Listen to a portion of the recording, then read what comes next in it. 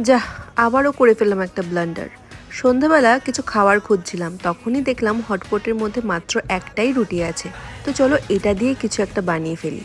তো ফার্স্টেই শসা আর পেঁয়াজগুলোকে হাফ হাফ করে কেটে ভালো করে কুচি করে নিলাম। তারপর ফ্রাইং প্যানে দিয়ে দিলাম সাদা তেল। আর এবার কিন্তু ডিমটাকে খুব সাবধানেই ভেঙেছি, আগের বার যা কাণ্ড হলো।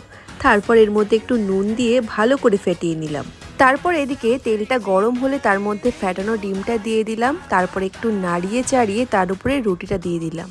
এরপর রুটিটাকে এপিট ওপিট করে ভালো করে লাল লাল করে ভেজে নিলাম।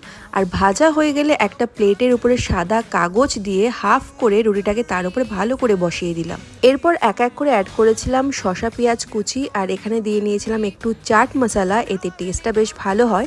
তারপর অ্যাড করেছিলাম টমেটো কেচাপ, এখানে তোমরা লঙ্কা কুচিও অ্যাড করতে পারো। তারপর আলতো হাতে রুটিটাকে ঘুরিয়ে নিলেই কিন্তু রেডি হোমমেড এগ রোল। একবার ট্রাই করো কিন্তু।